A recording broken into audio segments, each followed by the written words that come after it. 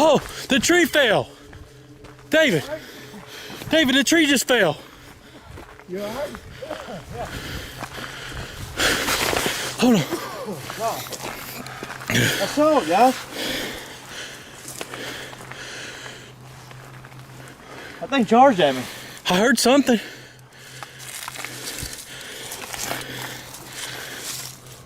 This is new. Yeah, look at this.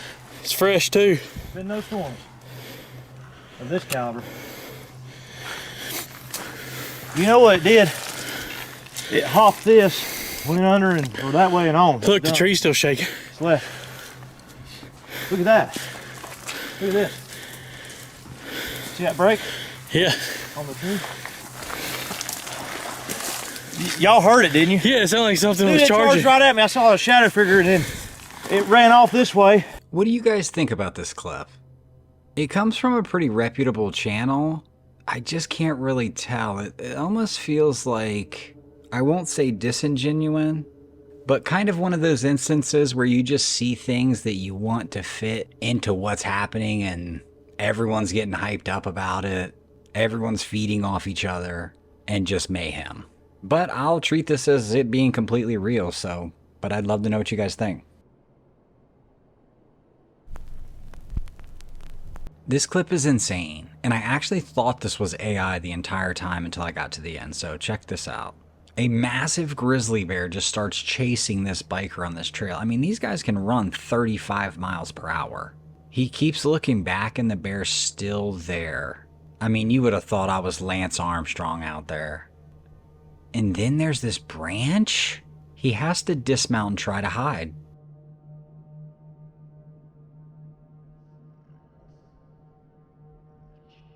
Luckily, a nearby hunter fires his rifle, scares the bear away. Now, I can't imagine the hunter saw this going down and fired the rifle. I think that it was just a shot off in the distance that ultimately might have saved this guy's life. Anyhow, back to the part about it being AI. I really did. The way it was running, the way it was just stayed on the trail, just didn't seem real. But look at these missing patches. These missing patches of hair on the bear. Now, I'm not positive, but I don't think the AI whatever would put those on the bear. I don't know. Let me know your thoughts. I mean, I'd be scared to death. Reddit user Taden Tracker posted these photos on the cryptid subreddit. He explains that his great uncle took these photos out in the woods on his farm in northwestern Wisconsin, somewhere back around 1984. His uncle had a long military career which he rarely spoke about, but this video and these photos, he loved to talk about. The clips have been lightened and slowed down, and while they don't provide much more evidence or clarity, we can see some eye shine in the video. To me, the potential Bigfoot running does look more like a man, but I'm curious to your thoughts. I think it is strange that the uncle wanted to talk about this all the time. It must have really made an impression on him.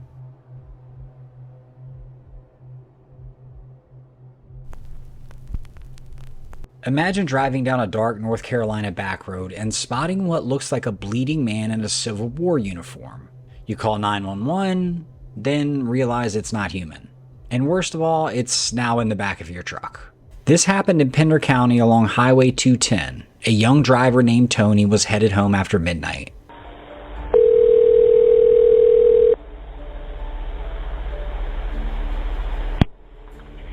Panther County 911, what's the address of your emergency? I'm driving on 210. I just crossed the Black River, and I thought I saw a guy standing on the side of the road bleeding. Okay, where are you at, sir? I'm on 210. I just crossed the Black River. I'm heading towards 53 East.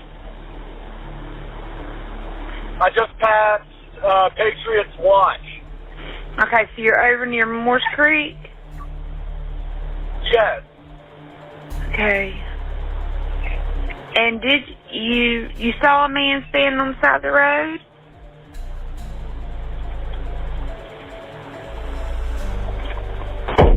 What the? What was that, sir? That's not human! That's not human! Sir, are you okay, sir? There's something in the bed of my truck! Okay, what's in the road? No, it's not in the road, it's in my truck! In the bed! There's something in the bed of your truck? Yes, ma'am, I just turned on my bed lights for my truck and there's something in my bed. Okay, sir, when you say something, what do you mean? I just knocked it off of the bed of my truck and went over my roof. Okay, what was it?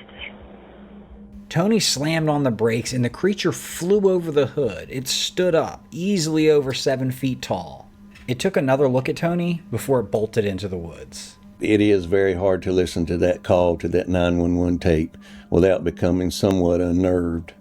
It actually bothered me the first time that I heard it. According to the CAD notes and the deputy reports, this thing jumped into the back of his pickup truck and began to actually beat on the top of the cab of his truck. You could actually hear something beating on the top of the truck. The caller stated that it was beating and scratching on the top of the cab of his truck. He actually stated that he was able to engage his bed light and was able to somewhat identify this object that was in the back of his truck. At some point, he was able to slam on his brakes, and the force of inertia actually threw this thing out over his hood and onto the highway, where this thing stood up in the roadway, made its way to the wood line, and disappeared in the woods. Locals say that stretch of road near the battlefield has long carried strange stories. Most of them avoided at night, and Tony says he'll never drive on it ever again. So what do you think Tony encountered?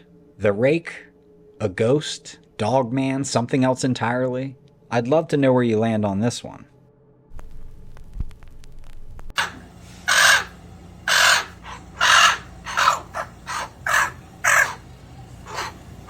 Look, I get that this is helping the ravens grow up and strong and ultimately be released back into the wild, but this is creepy. This is downright scary. Look at this thing. First of all, the actual raven, the baby raven, looks like a savage. And then look at the guy with the bird head. These are the type of things that nightmares are made of.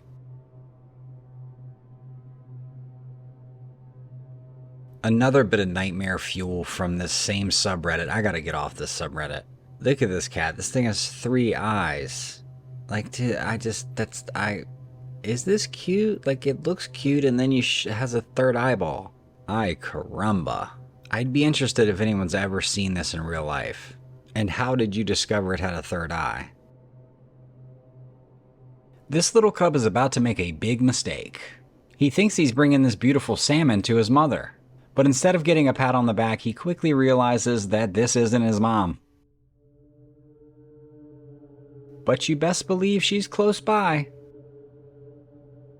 I think a couple nice lessons were learned in this clip. Also, look how quickly that bear scampered up that tree.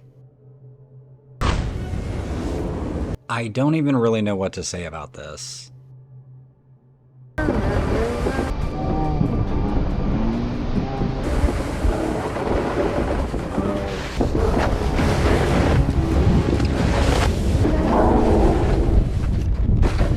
I do feel like this is one of those situations where if you were to know the enormity of what's happening, you'd mess it up. Or in this case, you'd fall over and likely get attacked.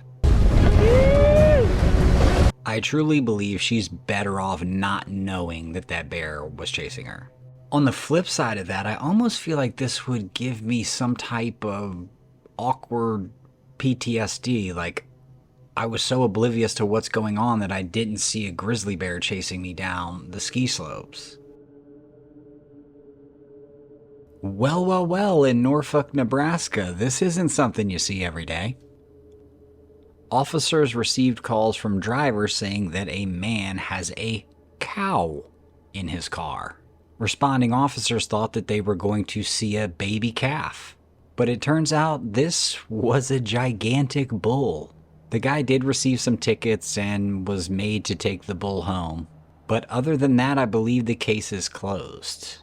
Let's rewind and take a little look-see back at this part. Okay. I mean, can you imagine this hitting your windshield? Where's all this mud coming from? Yeah, that ain't mud. Heartfelt video alert. A man and his friend were walking through the woods when they heard this horrible screeching sound. What they found on the other end of that was a lynx caught in a barbed wire fence. The men didn't know what they were going to do, but they knew what they had to do, and that was to try to help free this animal. They threw this tarp over its head in hopes to calm it, and after a little struggle, they were able to free the exhausted lynx. The two men could immediately tell that there was something wrong when they put the animal on the ground. It could barely move.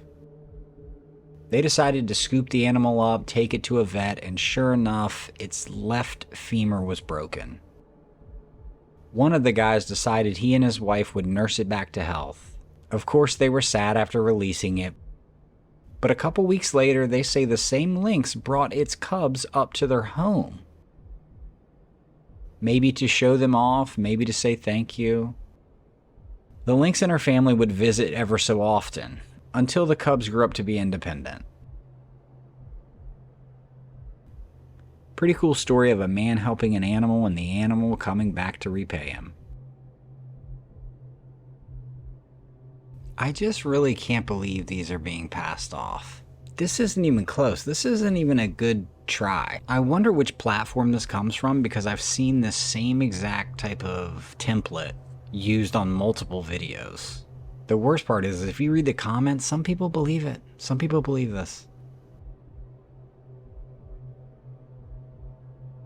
Then you have this big, bad, beautiful beast. Look at this thing.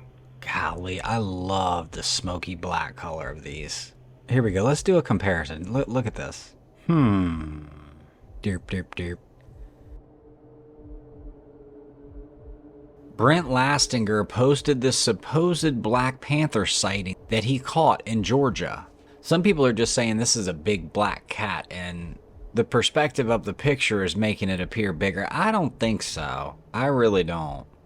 I mean, I guess it could be fake, but one thing it's not a black house cat. I mean, we have to agree on that, right? Look at the tail of this thing. Look at the head. I mean, I guess it could be an AI photo, or even, I don't know, photoshopped on there maybe. But it ain't a black house cat. I really hope this part of the video makes it through the copyright search, but because I originally found this clip on Reddit, but then I found out this guy has a YouTube channel. It's called Casual Geographic. It is awesome, so check it out. But listen to this clip about the lions. Let's talk about the fact that there was a special breed of jacked steroid lions living in Africa.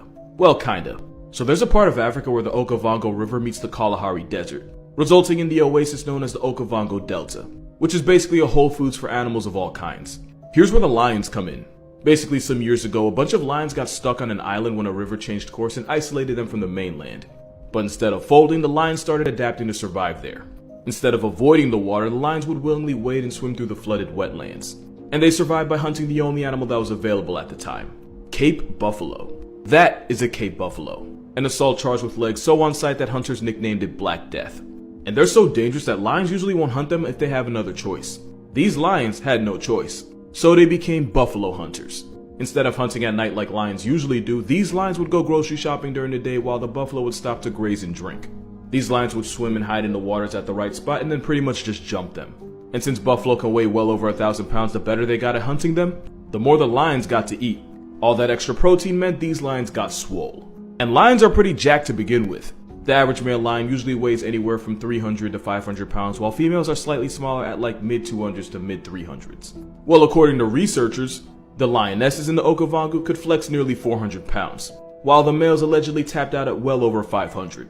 That is a big cat. At the time, some would even say the biggest cats in all of Africa. SparkNote's version, there are basically lions with SEAL training specialized in murking 1,200-pound temper tantrums for a living, all while staying natty. On a quiet evening in February of 2023, Senior Chief Petty Officer Alexandra Wiggins stood watch aboard the USS Jackson off the coast of Southern California. He thought it would be another routine night of monitoring radar screens and checking reports. But what unfolded would shake him and his crew out of that routine completely. Wiggins, a seasoned Navy operations specialist, was moving between the ship's communication hub and the bridge. The area was familiar, the duties standard. Then something unusual appeared. Out of the ocean's surface, a glowing tic-tac shaped object suddenly emerged. It wasn't alone for long. 3 more objects joined it, all moving with precision, as if synced together. Then, in an instant, the 4 of them shot off in unison, accelerating so fast they seemed to vanish. Wiggins later told the committee, "I observed no sonic boom, no exhaust plume, no signs of propulsion. Nothing matched the aircraft profiles I've worked with my entire career.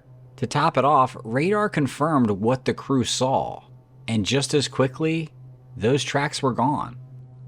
On the evening of February 15th, 2023, at approximately 19:15 PST, in the Whiskey 291 warning area off the coast of Southern California, I was serving on board USS Jackson.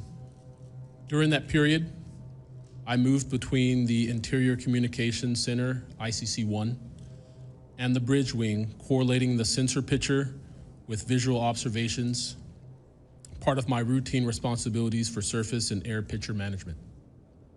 What I observed and what our crew recorded was not consistent with conventional aircraft or drones as they appear on our system. A self-luminous tic-tac shaped object emerged from the ocean before linking up with 3 other similar objects. The 4 then disappeared simultaneously with a high synchronized, near instantaneous acceleration. Inside the control center, the encounter was captured across multiple sensors, complete with time and location overlays.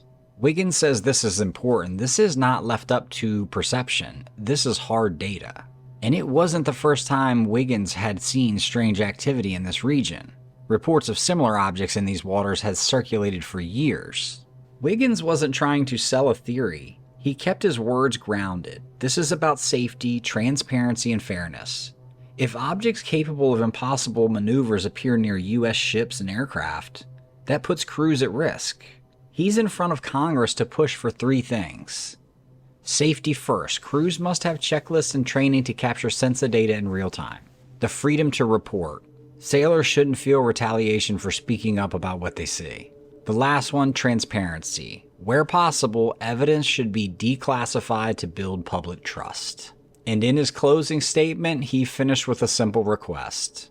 Help protect the data, protect the witnesses, and take these encounters seriously. So tell me, if you were sitting on that committee, would you push for full transparency?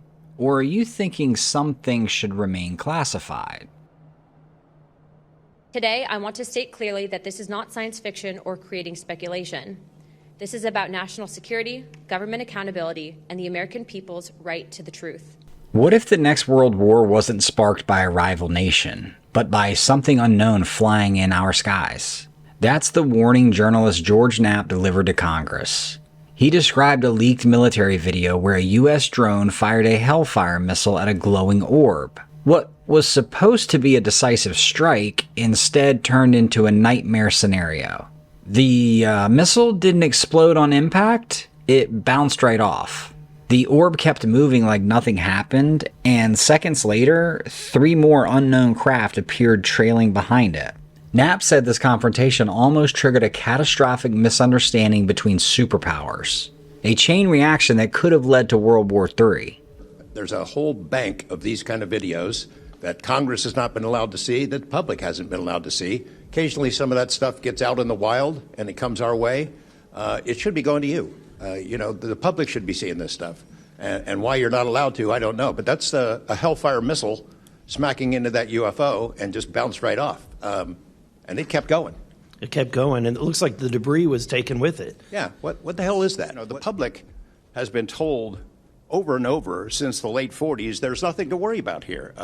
These mysterious craft seen by millions of people in the skies, in the oceans, over the land, are not real. They're not a threat. The witnesses are wrong. They're crackpots. Don't believe it. When lawmakers pressed military witnesses on whether any known technology could survive a direct Hellfire strike, the answers from the top 3 witnesses were chilling. No, nothing to my knowledge, and one witness refused to answer outside a classified facility. We're going to have a conversation this Skip for that, whether I'm legally even allowed to answer that and whether you're even allowed to hear it, sir. The question is, are these craft truly unknown, Or is this event being used to distract us from something bigger? What's your take? Could an unidentified craft really deflect a Hellfire missile? And if so, how close are we to a conflict none of us are prepared for? I'd love to know your thoughts below.